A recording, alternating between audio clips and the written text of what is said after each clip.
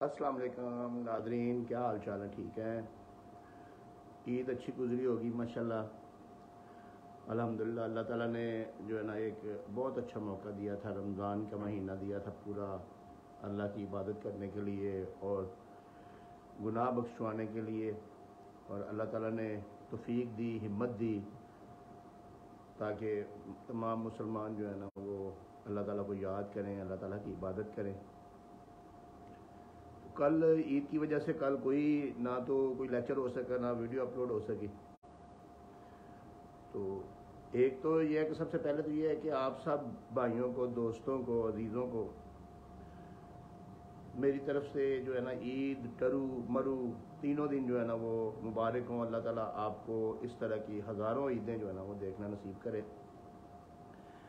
तो आज हमारा जो टॉपिक है ना वो कल के कुछ दोस्त मेरे पीछे पड़े हुए हैं कि वो हमें बताएं कि शहादत जो है ना वो कैसे करवानी है और फहरिस्त गवाहान जो है ना उसका क्या, यानी कि उसमें दावा के अंदर उसमें क्या रोल होता है। और मुख्तलिफ दावाजात होते हैं, मुख्तलिफ किस्मों के दावाजात होते हैं, उनमें मुख्तलिफ तरीक़ेकार हैं शहादत करवाने के और उसके गवाही करवाने के और जो है ना वो फहरिस्त गवाहान जमा करवाने के। मैं आपको बताता चलूँ कि जो फैमिली लाज है ना, फैमिली लाज, उसमें तो फहरिस्त गवाहान जो है ना वो हम जिस वक्त दावा दायर करते हैं ना उसके साथ ही जमा करवा देते हैं। जिस वक्त दावा दायर किया जाता है उसके साथ एक फॉर्म होता है गवाहान, शेड्यूल गवाहान का, उसमें हम अपने जो गवाहान जो है ना वो लिख के जमा करवा देते हैं। इसी तरीके से जिस वक्त ऑर्डर 37 का दावा किया जाता है उस वक्त भी गवाहान और उनके एफिडेविट्स वगैरह जो है ना वो जमा करवा दिए जाते हैं। रेंट कंट्रोलर के पास जिस वक्त दावा दायर किया जाता है उस वक्त भी हम जो है ना उनके जो एक तो जो पटिशनर है जो रेंट कंट्रोलर की बेदखली दायर कर रहा है उसका एफिडेविट होता है, बयान अल्फी उसका जमा करवाया जाता है और एक दो जो है ना उसके साथ लहदा से गवाह जो है ना वो उनके बयान अल्फी जमा करवाए जाते हैं और एट दी एंड जो है ना उन्हीं की गवाही करवाई जाती है, उन्हीं की शहादत करवाई जाती है, वो जो बयान अल्फी हमने दिए हैं उन्हीं के ऊपर जो है ना वो जिला होती है। इसी तरह फैमिली केसेस में जो है ना हम स्टार्ट में गवाहान की लिस्ट जो है ना शेड्यूल गवाहान वो दे देते हैं लेकिन जो बाद जो हमने गवाहियाँ करवानी होती हैं उनमें से, उस शेड्यूल में से जो गवाहियाँ हमने करवानी होती हैं उनके बयान अल्फी जमा करवाते हैं और उनके ऊपर जो है ना वो जिला हो जाती है। अब हम आते हैं अपने मेन जो है ना जो कॉन्सेप्ट है हमारा सिविल केस। क्रिमिनल को अभी मैं बिल्कुल डिस्कस नहीं करूँगा क्योंकि उनके गवाहान जो है वो पुलिस की तरफ से प्रोसिक्यूशन जो है ना वो लेके आती है, पुलिस के वो जो चलान है उसके खाने में लिखे होते हैं। वो सारी डिटेल मैं आपको जो है ना वो एक सेपरेट लेक्चर में दूंगा। आज हम देखेंगे सिविल कोर्ट का जो है ना मैटर।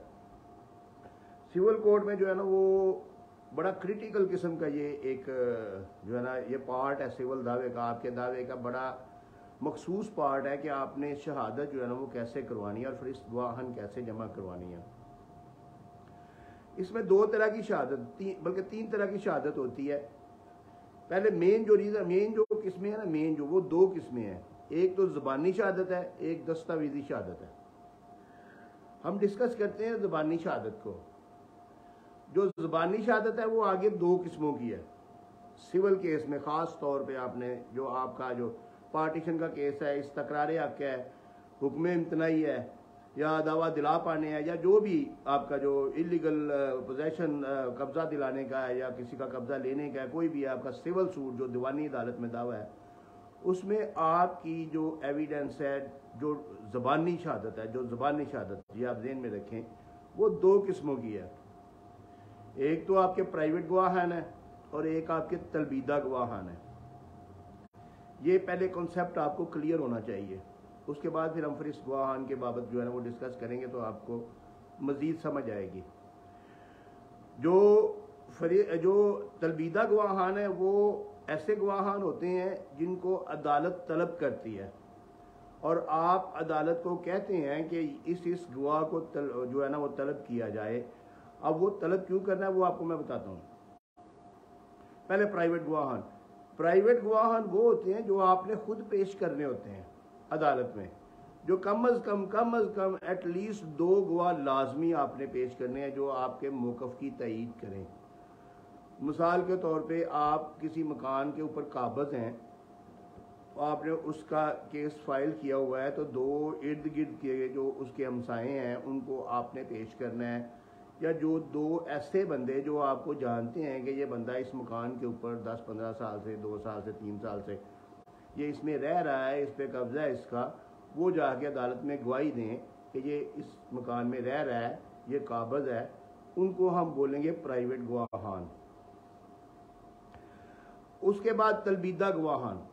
तलबीदा गवाहान वो होते हैं जिनका नाम हम फरिस्त गवाहान में लिखते हैं और उनके साथ लिखते हैं कि ये तलबीदा गवाहान है। उसका मतलब ये होता है कि ये हमारे कहने पे कोर्ट में नहीं आएंगे, लेकिन इनका आना बहुत ज़रूरी है, क्योंकि हमारे दावे के कुछ फैक्ट्स, कुछ हक़ाइक़ इनके पास मौजूद हैं जो कि ये अदालत को आके बताएंगे।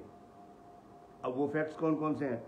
मिसाल के तौर पे आपने कोई इंतकाल कोई चैलेंज किया हुआ है, तो वो इंतकाल पटवारी के पास है, तो आप अदालत में बतौर तलबीदा गवाह हल्का पटवारी मा रिकॉर्ड इंतकाल नंबर ये उस अपनी फहरिस्त में लिखेंगे, और फिर कोर्ट उसको समन करके नोटिस करके बुलाएगी कि ये रिकॉर्ड लेके आओ और आके तो गवाही दो। इसी तरीके से अगर आप ज्वाइंट रजिस्ट्रार को बुलाना चाहते हैं, कोई कंपनी का रिकॉर्ड उसके पास मौजूद है, अगर आप तहसीलदार को बुलाना चाहते हैं, अगर आप किसी स्कूल टीचर को बुलाना चाहते हैं, यानी कि आप किसी भी नुमाइंदे, किसी महकमे के किसी इंचार्ज रिकॉर्ड को कीपर को बुलाना चाहते हैं, किसी रिकॉर्ड कीपर को या किसी ऑफिसर को, आप तलबीदा गवाह के तौर पे किसी को भी बना सकते हैं। क्यों? जिसके पास आपका रिकॉर्ड है, वो रिकॉर्ड आप चाहते हैं कि वही बंदा आपके अदालत को दे। क्योंकि देखें, अगर कोई चीज़ ऐसी है, मिसाल के तौर पे हक शुफा का केस है एक, उसमें जो आपने नोटिस भेजा है वो बदरिया डाकिया उस बंदे को वसूल हुआ है। अब वो नोटिस की रसीद जो है ना, वो आप अगर जमा करवाएंगे अदालत में तो उसकी वो वैल्यू नहीं होगी। अगर वो डाकिया खुद आके अदालत में जमा करवाएगा, साथ अपना बयान देगा कि ये मैंने इतने बज के इतने मिनट पे उसको डिलीवर करवाया, ये उसके सिग्नेचर हैं, ये उसका डॉक्यूमेंट है, और उसके ऊपर दूसरी पार्टी उसको जिरा भी करेगी और जिरा में ये साबित हो कि वाकई उसको नोटिस मिल चुका है, तो उसकी वैल्यू एडेड वैल्यू होगी, यानी कि एडिशनल वैल्यू होगी उसका, वो आपके केस के लिए बड़ा स्ट्रॉन्ग होगा। इसलिए आप पहले तलबीदा गवाहान की अहमियत को समझें। तलबीदा गवाहान बुलाने के लिए आपको कोर्ट में उनका एक थोड़ा सा खर्चा जमा करवाना पड़ता है, जो उनके आने जाने के लिए उनका किराया या उनकी डाइट मनी उसको बोलते हैं, उसकी खुराक, उसकी रोटी जो एक दिन उसने देना है आपको, उसके लिए आपको अदालत में 500, 1000 रुपया, जितना भी कोर्ट फिक्स करे वो इतना ही करती है, 500 या 1000 रुपया फिक्स करेगी, तो वो आपको अदालत में जमा करवाना है। जिस वक्त आप उसके नोटिस वगैरह रखेंगे उस वक्त, या जिस वक्त आप फहरिस्त जमा करवाएंगे उस वक्त आपको साथ में जमा करवाना है। इसके अलावा और मैं आपको एग्जांपल्स देता हूँ कि अगर आपने फैमिली सूट में अपने, यानी कि अपने को खर्चा नानो नुफ्का का दावा है, तो आपको पता है कि इसका बैंक अकाउंट मौजूद है, तो आप चाहते हैं कि वो बैंक का मैनेजर या बैंक का रिकॉर्ड कीपर आके वो कोर्ट में जमा करवाए, उसकी वैलिडिटी ज़्यादा होगी, क्योंकि आप जो जमा करवाएंगे वो चैलेंज हो सकता है, लेकिन जो वो डिपार्टमेंट का बंदा आके जमा करवाएगा वो चैलेंज नहीं है, उसको वो क्रॉस एग्जामिन करके, जिरा करके, दूसरा वकील जिरा करके उसको साबित हो जाएगा कि ये उसी का ही डॉक्यूमेंट है। इसलिए एक चीज़ हमेशा ज़हन में रखें कि जिस वक्त कोई पब्लिक सेक्टर हल्का पटवारी, महकमा माल, ADLR, सब registrar, district excise and taxation वाले, या ये जो मोटरवे अथॉरिटी, कोई भी किसी भी डिपार्टमेंट से, बैंक हैं या स्कूल हैं या कोई भी महकमा एजुकेशन, महकमा सेहत का कोई डॉक्यूमेंट है, कोई महकमा सेहत का कोई डॉक्टर की पर्ची आपने देनी है, तो डॉक्टर को बतौर तलबीदा गवाह बुलाएं। यानी कि जो भी कोई महकमा कोशिश करें कि उसके लिए आप 500 या 1000 रुपया खर्च करके उसको बतौर तलबीदा गवाह अदालत में तलब करें। वो आपकी गवाही जो है ना वो इतनी मोतबर होगी कि आपके सारे प्राइवेट गवाहान उससे पीछे रह जाएंगे।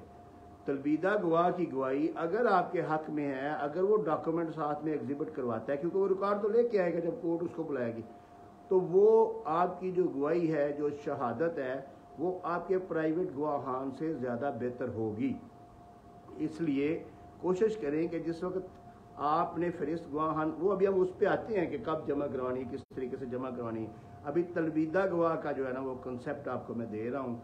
इसके अलावा अगर कोई ऐसा गवाह, कोई प्राइवेट गवाह आपका मौजूद है, यानी कि अगर आप एक जगह पे रह रहे हैं और आप मस्जिद में नमाज 5 टाइम पढ़ते हैं कारी साहब के पीछे, लेकिन कारी साहब जो है ना वो आपके कहने पे गवाही देने के लिए नहीं आ रहे, तो आप उसको भी बतौर तलबीदा गवाह कारी साहब को भी कोर्ट में बुला सकते हैं। उनका भी आपको डाइट मनी और ख़र्चा वगैरह जमा करवाना पड़ेगा।